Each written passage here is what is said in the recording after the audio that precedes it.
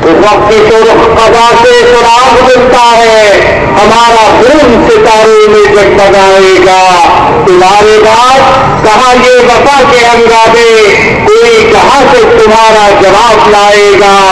علامہ حسن ایک شہر کے اندر شہید کیے گئے، لیکن ان کے کردار نے اس بات کو واضح کر دیا کہ فلسطین کا بچہ جو اپنی بہن کے آنچل پر یہودی سپاہی کے ہاتھ پڑتے دیکھ کر کنکر اٹھا کر آج یہودی ٹینک کے مقابلے میں کھڑا ہے، اکیلا نہیں ہے، تنہا نہیں ہے۔ امریکہ اور اسرائیل کے ایجنٹوں کان کھول سن لو، شہر کراچی میں علماء کا قتل آج سب کی نگاہوں کے سامنے آ گیا ہے۔ اس لیے حسن رسول اللہ سے حسن ترابی تک امت ایک ہے، عمر مختار سے علامہ مختار قادری تک امت ایک ہے، مفتی نظام الدین شاملی رحمت اللہ علیہ، مفتی محمد جلیل خان، یہ پوری امت آج الحمدللہ یکجا ہے، متحد ہے اور امت ایک ہے۔ تو میں آج سے کہنا چاہوں گا کہ لبنان اور فلسطین سے لے کر شہر کراچی تک امت کا حاصل بھی ایک ہے۔ سب جانتے ہیں کہ آج امریکہ اور امریکہ کے ایجنٹ ہیں جو امت مسلمہ کو قتل کر رہے ہیں، کوئی فرقہ واریت موجود نہیں ہے۔ میں کوثر عباس سے کہوں گا ان حکمرانوں سے کیا تعزیت کی امید کرنا، قاتل مقتول سے کیسے تعزیت کر سکتا ہے؟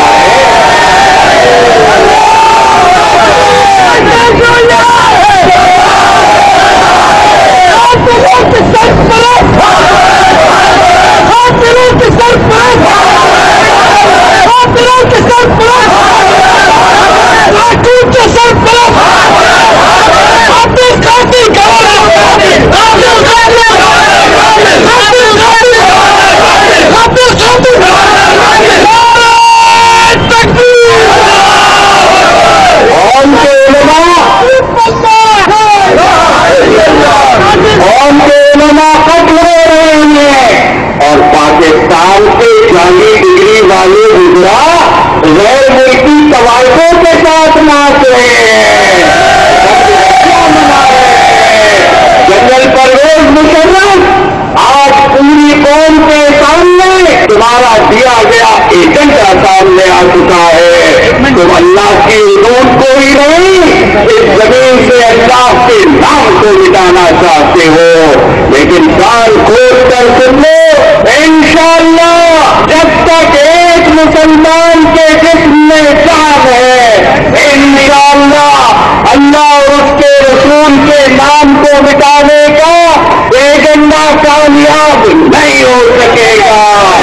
انشاءاللہ یہ پوری قوم اپنے رب اور اپنے نبی کے نام پر جان قربان کرنے کو تیار ہے۔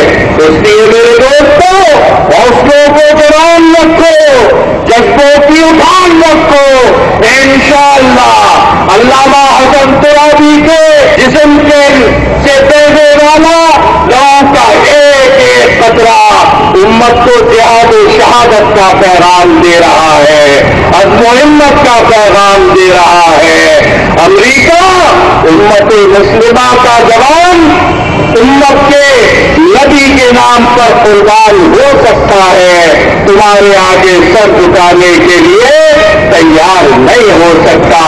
اس لیے انشاءاللہ ظالموں کے خلاف متحدہ مجلس عمل کی جدوجہد مشتر پاک سے لے کر علامہ حسن ترابی تک اور مفتی نظام الدین شاملی سے لے کر مفتی جلیل خان، مفتی عتیق الرحمان، مفتی یوسف لدھیانوی، انشاءاللہ قاتلوں کے خلاف جدوجہد جاری رہے گی۔ آخری بات عرض کرتا ہوں، وہ آج دنیا کا عجب تماشا ہے، امریکی صدر نے برطانیہ کے وزیر اعظم سے ٹیلی فون پر بات کی ہے، اسرائیل ننگی جا کراہیت کر رہا ہے، اسرائیل پر دباؤ نہیں ڈال رہے، اس دنیا پر دباؤ ڈال رہے ہیں، آج مظلوم کے ہاتھ کو ڈالنے کی کوشش ہو رہی ہے۔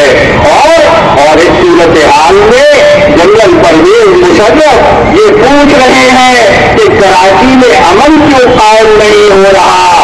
جنرل صاحب، ہم آپ کو یہ بات بتانا چاہتے ہیں، شہر کراچی کے امن کو اسلام آباد کے اقتدار کی بھیٹ چڑھایا گیا ہے، قربان کیا گیا ہے۔ امن قائم نہیں ہو سکتا جب تک کہ قاتلوں اور لٹیروں کو گورنر ہاؤس میں سلیمانی ٹوپی پہن کر بیٹھنے والے قاتلوں کو ایوان اقتدار سے باہر نہیں نکالا جاتا۔ انشاءاللہ ظلم کے خلاف مظلوم کی جدوجہد جاری رہے گی، اور انشاءاللہ امت مسلمہ اپنے نبی کے دامن کو تھام کر امریکی ایجنٹوں کا خاتمہ کرے گی۔ فتح غلامان مصطفیٰ کا نصیب، شکست امریکہ اور اس کے یاروں کا مقدر۔ وآخر دعوانا ان الحمدللہ رب العالمین۔ الحمد لله وكفى وسلام على عباده الذين اصطفى وعلى آله وصحبه ومن تبعهم بإحسان إلى يوم الدين. أما بعد فأعوذ بالله من الشيطان الرجيم. بسم الله الرحمن الرحيم. ولا تقولوا لمن يقتل في سبيل الله أموات بل أحياء ولكن لا تشعرون.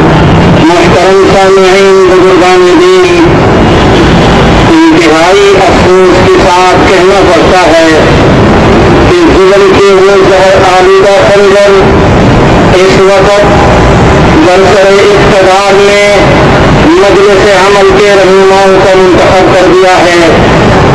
انشاءاللہ العزیز مجلس عمل کے رہنما اور کارکن زندہ ہیں، تب بھی کامیاب ہیں اور وقت کے غازی ہیں، اور اگر اس دنیا سے رخصت ہو رہے ہیں تو قافلہ شہیدوں کے اندر داخل ہو رہے ہیں۔